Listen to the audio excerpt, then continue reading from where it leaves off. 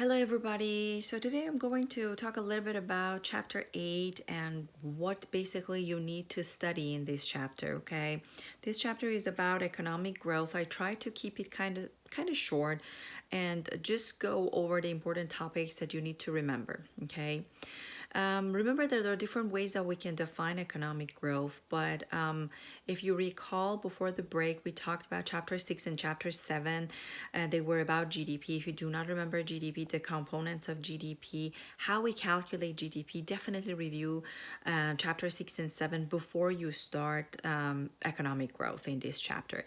Because the way that we calculate economic growth is using the GDP. The easiest way to define economic growth is the expansion of PPC. If you remember Production Possibilities Frontier in chapter 1. So when we shift our PPC outward, we're basically talking about economic growth. That's kind of the easiest way to define growth, okay? But economic growth is nothing but the increase in real GDP. Remember, we define real GDP, nominal GDP. So it's all about real GDP. And if we want to be more precise, economic growth is nothing but the increase in real GDP per person. When you divide the real GDP by the population of a country, you can get the real GDP per person or real GDP per capita. So economic growth is nothing but the increase in basically the total income of a country per person. Okay, that's a more precise way of defining economic growth. So, how we can calculate economic growth? We have formulas for it, okay? It's basically the change in real GDP from one year to another year, okay? Take a look at the formula. I put some examples on D12 for you to review how we calculate it step by step. It is also on the lecture notes. If you read the lecture notes and textbook, you can find a way to calculate them, and you should know the formula when you're taking the test, of course. Another formula which is very important, and I put an example for you on D12, is how we calculate the growth rate of real GDP per capita. So first you should divide the real GDP by population for, let's say, your current year and your previous year, and then plug the numbers into formula, which is again the change in real GDP per capita, okay, from one year to another year. Or you can calculate the growth rate of your real GDP. You can calculate the growth rate of the population and then deduct the growth rate of population from your growth rate of real GDP. So two different ways that you can calculate the growth rate of real GDP per capita. Another important kind of concept that you need to know. Another topic we have in this chapter is about rule of 70, number 70, 70. It applies to any basically economic variable that you can think about. Inflation, employment rate, GDP, as we have it in this chapter, obviously, real GDP per capita, okay? What is it about? The rule of 70 basically gives you a rough estimate about the number of years that it takes for this specific economic indicator, economic variable, to double. It tells you how many years a country needs, let's say, to double the economic growth rate, the current economic growth rate. So if the economic growth rate this year is, let's say, 2%, you can calculate the number of years that it takes for our economic growth rate to double, become 4%. If you divide the number 70 by 2%, which is the economic growth rate right now, you can calculate how many years roughly it takes for United States to reach the 4% economic growth rate, which is 35 years. Why it's important, this rule of 70? It just gives an idea to politicians, to government, how to plan, okay, how much investment they need to do in a country, okay, to reach these 4% if they have a goal of, let's say, doubling their real GDP or real GDP per capita.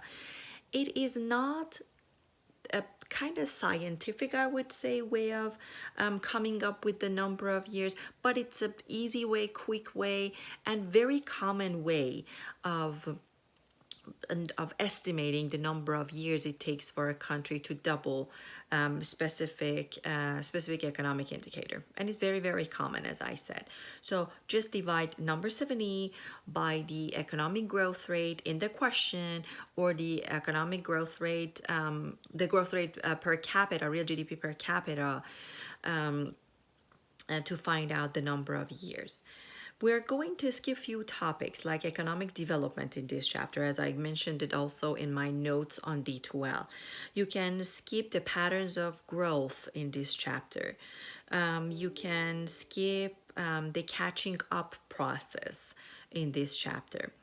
The next topic, but you need to study for this chapter, is, what did I do? Okay. The things that you need to know, however, are the determinants of growth. We have demand factors and we have supply factors. However, we're more focused on supply factors, okay? Like the natural resources, human resources, the amount of capital we need, the technology we need. For the demand side, we are basically talking about all the components of GDP we had in chapter 7, like the consumption expenditure, C, government spending, G, the amount of investment in the economy, I, the amount of export, import, net export.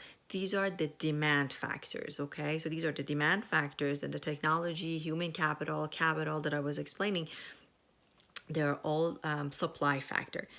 Another important thing that is also related to the supply factors is labor productivity, okay? You need to know the definition of labor productivity. If you took micro, you probably remember labor productivity from your micro class as well. But productivity is nothing but the increase in real GDP per person, per labor, okay? And we have a formula for it. Make sure that you check out the formula on lecture notes. If you rearrange the labor productivity formula, you can get the real GDP, another way of calculating real GDP. So good to remember, okay? What else? I also put an example for you for labor productivity on lecture notes. Make sure that you take a look at it. And another thing that you can also skip in this chapter is different economic theories we have, like anti-growth, classical, new classical. If you are an econ major, just go ahead and read it. But I remember we do not have any econ major in your class. But if you are interested, just go ahead and read it, but you are not going to get any question on it. So the topics that I told you to skip, that won't be on the test. You might see like few questions on the homework from them, but there won't be any question on the test, okay? I promise you that. So that's pretty much it for chapter 8. So make sure that you read the notes that I posted for this week on on D2L. Make sure you read Learner Smart on Connect for this chapter. Read the textbook, my notes, and watch the videos. Okay? Till next time. Bye-bye.